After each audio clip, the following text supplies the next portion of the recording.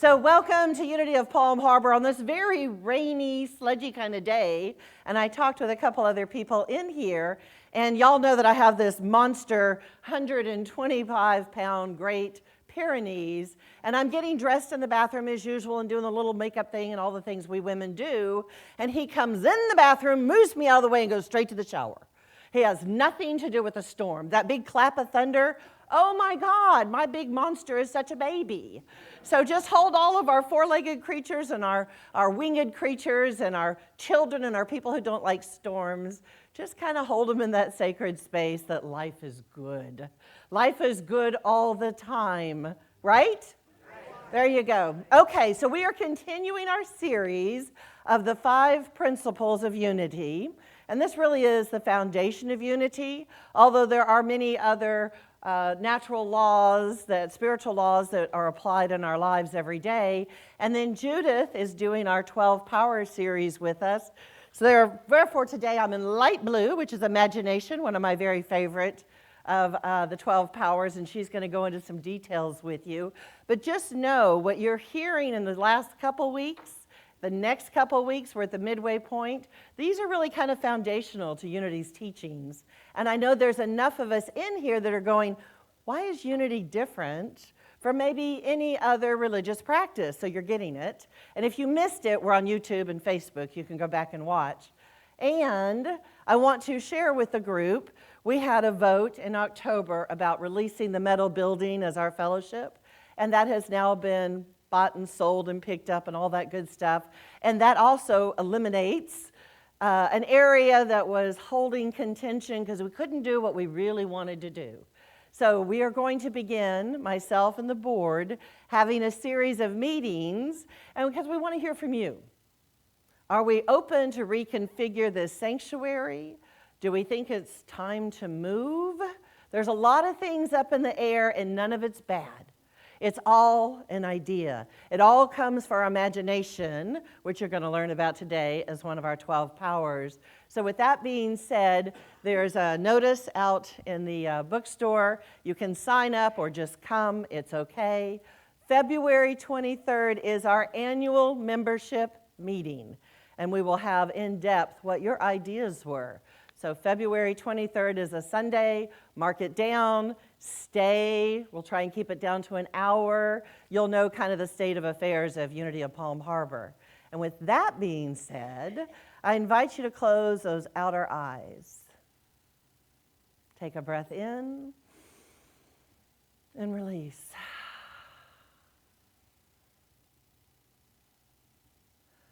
Feel into the gentleness of this sacred sanctuary, a place where we are safe, a place where we gather to support one another, a place where we learn, we embody these teachings, we discern for ourselves, is that true for me? When I go into my God time, when I go into that energetic field of just me and the divine, is this true for me? For I know that I am the eyes and ears of God. I am that divine expression of God.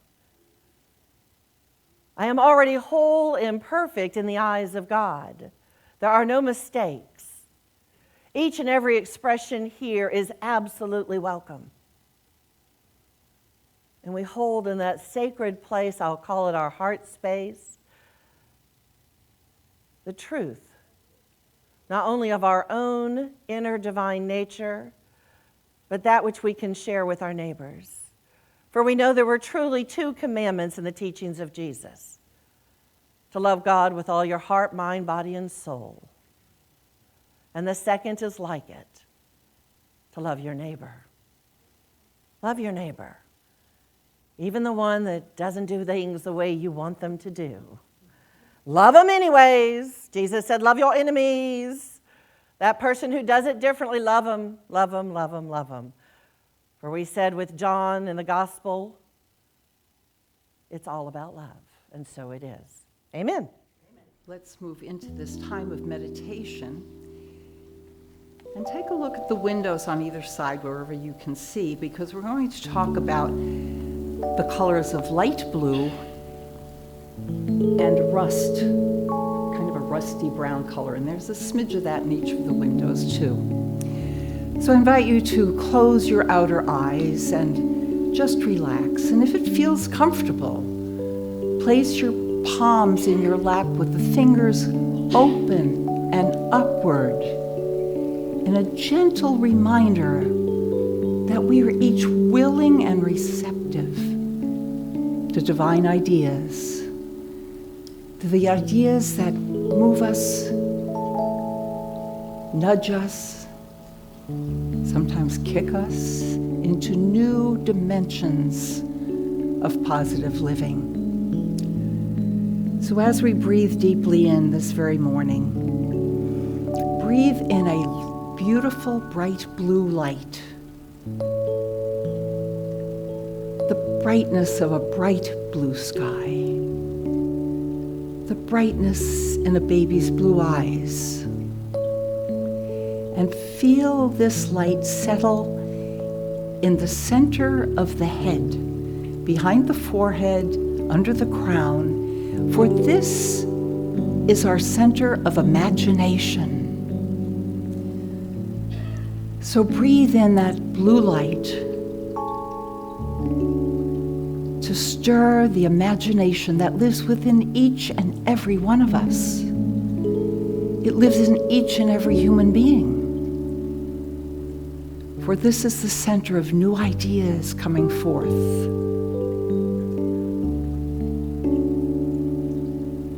This blue light is represented by Bartholomew, one of the wonderful disciples in the ministry of Jesus Christ, representing the imagination of what we can do next, and next after that, and allowing that center to feel a vibration this morning, looking within. What is mine to do next? What can I image into my life and into the world? I once put a picture of a Buick Riviera on my refrigerator. I was in no place to buy a Buick Riviera. And I went to a salesman at Buick and he just kind of shrugged me off. And quite a few months later, I drove out in a Buick Riviera and he was stunned when I waved goodbye. So you never know what imagination can bring to you. Let it happen, let it flow. And now as we breathe down through the body, this blue light, and allow it to turn to a rusty color, a russet color, Unity calls it, at the base of the spine. And this very important center is a center of elimination. Letting go. Letting go of that old junk in the closet, in the garage, in the mind. Letting go of honking at that guy in front of you just because he's not fast enough. Letting go physiologically of the waste that gathers in the body. Let it go. Let it go is probably one of the most basic teachings of unity. Because in that letting go, we make space for more of the truth. So breathe deeply into these places of imagination and faith and elimination. Ready to let go and move forward as we give thanks for these unity teachings, and so it is. Amen and amen. You were loved into being. I love that. You were loved into being. There are no mistakes. There are absolutely no mistakes. And then something that Terrell shared with us, the golden key. And I thought, so if you had that golden key, and we're talking about our imagination this morning, what could you unlock? With the power of your imagination, what could you create? I love that. I love that. Infinite possibilities, we might say. Infinite possibilities. So Ellen Davenport has a book called The 5 Principles.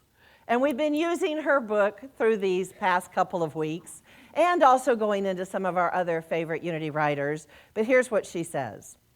Principle 3, human beings create their experience by the activity of their thinking.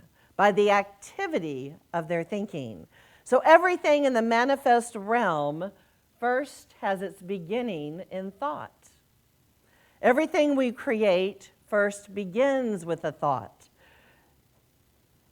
So when you are in your mode of just everyday life, and you get up first thing in the morning, some of us do things like brush our teeth, let the dogs out, make your coffee, but everything you do first starts with a thought. So basic, so elemental that we get into a position of roteness, just meaning we follow habits. We follow a pattern. We're not even thinking about what we do. And I've shared before, have you ever done that little drive to Publix, or maybe now it's Trader Joe's since they've opened up? And you have no idea how you got there because you weren't actively focused or concentrating on what was actually about to happen before you. The red light, the green light, the cars in your way. You're on a mission. You're on a mission from God. You're on a mission to get your favorite fruit, your favorite vegetables, whatever it was. But each and everything you've done, whether it's consciously being done or unconsciously being done, starts with that great creative thought. That great creative thought. Matthew 7:7 says, ask and it will be given to you. Search and you will find. Knock and the door will be opened. Now, what I know from my personal experience, I might set an intention. I might say, oh, I want to do this, or I want to go here, or I want to invite more of this love into my life. And I have this idea of my little mindset, because we know the universal God presence is so much more than we can ever imagine. And if we get out of the way, things unfold in such a way that we were limited by the lens of our own creative thoughts. We think we know what we want. We put out there a Buick. We put out there more love in our life. We put out there a relationship. But if we get out of the way, it is ours to claim, and then absolutely let that energetic flow of like attraction bring into us what our heart's desire is. And what I know from my own experience, it's not always what I thought it was. And yet it's usually better than I could ever have imagined. Because what I imagine from is from this, and it's infinite possibilities. And the other part I do know to be true for me is relax, let it go. You don't have to control it all. Sometimes the very thing that has caused you that little bit of pain or discomfort, when you get out of the way and you bless it, that relationship, that job, whatever it is that you were sort of stuck in, where you didn't really want to be anymore, but you didn't want to upset everything all at once. And when you let it go, it's what I call letting God in. The miracles that will appear before you are grander than you ever could have imagined, because maybe you were in that job and it was causing you stress and discomfort, and it wasn't absolutely the place you wanted to be, even if you liked some of the folks around you. But you knew in your heart of hearts there was another calling. Not quite like me leaving the banking industry, but sort of. When I knew I had done all I needed to do there and take care of my family, and we did it well, and we had a nice home, and I could go pretty much where I wanted to, and Chico's was my favorite. And now Chico's has to be on sales with lots of coupons. But what I knew in my heart was that wasn't feeding my soul. I wasn't evolving from this place, because it became rote, and then it became sort of dissatisfying. And when we stay where we are, and we don't open our mind to the possibilities, because what if you wanted to be that amazing writer, but oh, you're in this 9-to-5 job, in front of a computer all day, and you're stuck, and now you're sort of resentful, and there's no time at night because maybe there's a family. Maybe you're retired, and the retired people I meet, they are busier than they were ever before, yes? Yes? So you have to take a moment and say, this is my time. And for some of us, it's our journal. It's a daily word first thing in the morning. I do like my coffee first thing in the morning. The dogs all get around my table. I review what's going to happen on Sunday. And that's my magical time. And you have that opportunity each and every day to set aside a little bit of your time. And I will call it God time. Because we're never alone. We learned that in our first principle, that God is everywhere present all the time. And we learned in our second principle that same creative, imaginative power, energy form is within each one of us. So I imagine when Terrell's in his studio, and I think Kitty comes to visit sometimes, that he's in there and he's in his place of mysticism, and he's in his God conversation, and things begin to download. And he begins to play them out. He sings, he writes, he puts it all together, but that's his God time. And I imagine for each and every one of us, if we get out of the busy throes of all that social media, which I'll tell you, I liked it. I like these little 20, 30 seconds, 1 minute, go, go, go, go. And 3 hours later, it was 3 in the morning, and it's now 6, and I got to get up. And I am not rested. Ooh, big examination. So what I decided to do is I just turned it off. And I want you to know, how many times do you pull your phone out now? How many times do you get in that car? Where's the phone? You sit down at your desk. Where's the phone? Oh, you just made a cup of coffee. Where's the phone? Where is the phone? Is that your new God? Where is the phone? Where are you in your consciousness fully present? Have you ever thought, what if I turn off the social media? What will I do? And what came to me is I have some fabulous books I want to read. But they get taken up in time when I get on my little TikToks, which are now outlawed, because somebody told me what I could and could not believe. Oh, that sounds so un-American to me. That sounds so un-American to me. The land of the free and the brave, and yet you have the right to tell me what to do. What planet are you on? We worked really hard for our freedom of expression. And you get to take that in, whatever that means to you. But now I decided, man, I've got some workshops, and they are waiting to be birthed and born and created. But if I sat there with mindlessness, which sometimes was really good, because sometimes we're in the throes of the everyday world and we just want to watch the movie and we don't even care what it is. We just want to zone. So what if you take away the social media, the zoning out? What if you consciously say, I'm in this creative world? That divine inspiration, that God inspiration in and through me is ready to be birthed, and I'm ready to birth it. I'm ready to take that golden key and say, this is mine to do. Unlock that powerful place of imagination. Instead of being thwarted by all the distractions, because they come easily, what if you said, this is my time, every day, between 7 and 8 a.m., every evening, I feel better between 9 and 10 when everything's quieted down. And you said, so let's write, let's paint, let's do poetry. Let me imagine what it is I want to create and give it some attention. Give it some attention. So we are responsible for our own creations, how we create our life.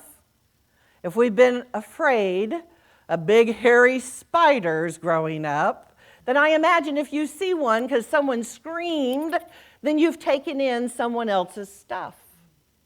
And we have an opportunity to release that so that we can absolutely be those incredible, imaginative co-creators that we were designed to be. Ellen Davenport says, our thoughts, feelings, and beliefs have the power to create our reality. And while I think of it as co-creating with God, the law works even for those who say they have no concept of God. Do you know, this is something that came to me a few years ago. Atheists have no belief in God, but to say you have no belief in God means you believe there's a God you don't believe in. Have you ever thought about it? So I imagine a lot of people may call it, if they don't want to call it God, that's too religious. Maybe it is whatever it is, the Atman, the great all, the creative energy, the divine intelligence of the universe. So these laws work whether you say yes or no to them because they're equal for everyone. Like any universal law, it is in effect for everyone at the same time, same way. Love this. Buddha said 2,500 years ago, all that we are is the result of what we have thought. If a man speaks or acts with an evil thought, pain follows him. If a man speaks or acts with a pure thought, happiness follows him like a shadow that never leaves. So we all know how to do this, right? We know the law of attraction. If you're feeling that, and we do have real, sometimes physical illnesses or something's out of whack or we're not in alignment, but you know if you go in that dark rabbit hole, and man, it's a rainy day and you're really going to go down in that dark rabbit hole, well, likelihood is other thoughts that want to support that dark rabbit hole are going to go down there with you. Now, some of us are brilliant creators in that deep darkness.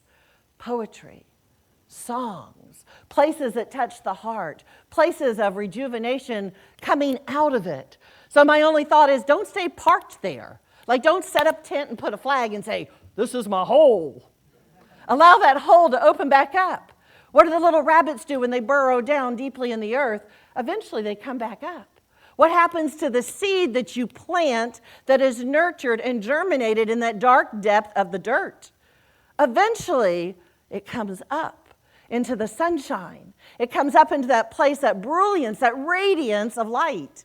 And that is you and everyone in here. When we get that spark of the divine within us, sometimes we have to be quiet and start in that little place that we might call darkness, a place to be quiet and still. And then we have an opportunity to let it rise and be that radiance that exists inside each one of us. And when you're excited, does it tend to be people get excited with you? When you're enthralled and the world is working for you and that dance step is working, and that music is just pounding in your heart space. And man, you got in front of that Italian kitchen. This is funny. Christmas Day, we had Christmas lunch here. Where's Caro? Is she in here with us today? There she is. So I'm sitting at a table of her favorite men, or at least she is their favorite woman. She is definitely their favorite woman. And she comes over and these little Italian men are talking to me about cooking. Now, I like cooking, I like food, all this is good. But they look over at her and she just owned the table. She was holding court. And they were so enthralled with her, and she went, so did you men really cook, or did your mamas do that? But the fun and the energy and that liveness that comes together when we are playful, when we are co-creating, when we are imaginative, that space, people want to be in it. What are you doing? Oh, you're marching today. How does that feel to me? Oh, you're singing a choir. I want to do that.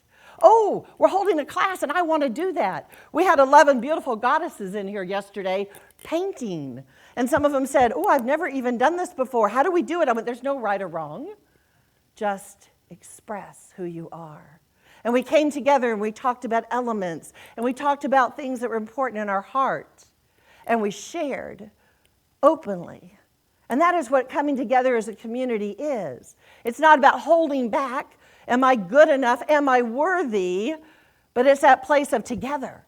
Together we can co-create anything that we would like to imagine in our world. Confucius says, we may learn wisdom by 3 methods. First, by reflection, which is the noblest, your time alone, your God time. Second, by imitation, which is easiest. Oh, I'll have what she's having. And third, by experience, which may be the bitterest. Sometimes what we learn is not so easy. Sometimes what we do, we wish we hadn't done. Or something comes up in our arena and it's painful. Somebody we love is transitioning. And yet in that very final instant, when you feel love at such a depth, and you know loving in brought us, loving out has sent someone on their journey in the most glorious way possible. And you were that instrument witnessing, holding that sacred space, filling it up with love. So I'm going to share. I'm not great at jokes, but I'm going to share one with y'all. Are you open-minded? I had to clean this up a little bit. It is church. Okay. All the organs of the body were having a meeting, trying to decide who was the one in charge. I should be in charge, said the brain, because I run all of the body's systems, and without me, nothing would happen. I should be in charge, said the blood, because I circulate oxygen all over, so without me, you'd all waste away into nothingness. Oh, I should be in charge, said the stomach, because I process food and give the body energy. I should be in charge, said the legs, because I carry the body wherever it needs to go. And the eyes. Oh, I should be in charge because I allow the body to see wherever it wants to go. And the area of the body in charge of elimination says, I should be in charge because I'm responsible for waste removal. All the body parts laughed at the area of the body that said this. So in a huff, that body part shut down.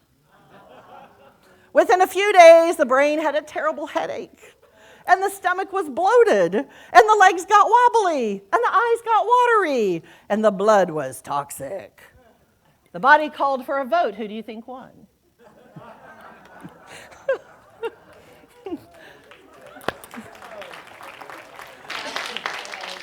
This is the power of elimination. Rustic is a reason. So the power of elimination gives us the opportunity to clear out the sludge that needs to go away before we have an open playing field with that incredible power of imagination to create what we want. So if we are all filled up, there's no room for anything new.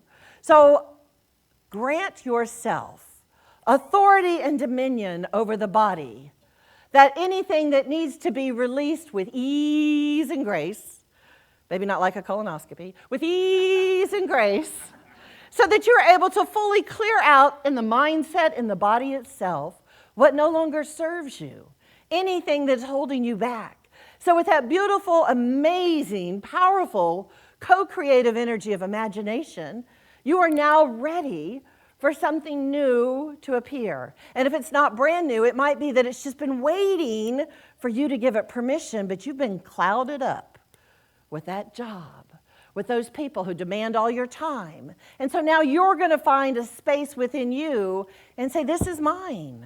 This is my little seed that I have planted that wants to germinate and grow, and I want to bring these flowers to everybody. And sometimes we just start small. Sometimes we just start small. So the creative power of thought has been called the law of attraction, the law of mind action, the science of mind, the art of allowing, and for some people, there was this movie a few years ago called The Secret. We know the secret is not just a thought.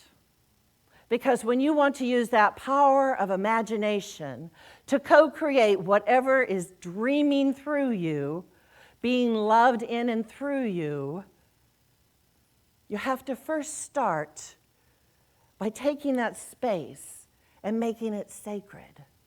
Like really breathing life into it. That the Daily Words Day. And so breathe life into it. That breathing life into it holds an emotional charge. Have you noticed that? If you really, really want something, are you just flatlined about it? Or do you have an emotional charge? And yet Buddha would say, do not be attached to the attachment at the outcome, right? Because it might look very different than what you think you're imagining. So my proposal, as you are beginning to recognize that divine self within you, that beautiful space that is saying, I am a co-creator with God. I am a powerful imagination, wisdom keeper, and I'm ready to bring it forward. The invitation is to create a sacred space that you and your God self can go in together and allow this to be a truism, to allow this to be your spark of the divinity, that comes forward. You often hear me say, close those outer eyes when we do a meditation. It's because I don't want you to see the outside world as it may appear, but I want you to go within and tap into that sacred space. Be ye transformed by the renewing of your mind. Be ye transformed by the renewing of your mind. So this third unity principle about co-creation is my favorite because I can prove it. Think about it. The first one says, God is divine, everywhere present, everywhere. There's nowhere God is not. And you're like, that's nice. And then the second one says, you are part of that same divinity. And you go, that's nice. And then you got this co-creation part, where you allow this space of God to dwell within you, to open up your mind to these infinite possibilities, and you create a song. You write a book. You become in that light and shining place of, here is something I can manifest through my divine creation. You can prove that principle. For those of us, what did we have, Doubting Thomas last week? Boom! Could have had a V8. We have a moment that we can actually say, I can prove this principle. Through my thoughts, through my imagination, after clearing out what no longer serves me, I can actually create from this sacred space. Creating from this sacred space. And each and every one of us can do that. So with that being said, I invite you all to find your time per day of that creative space, that sacred space, your God space, your higher power, that infinite intelligence of the universe, and let it lovingly flow through you. And so it is. Amen.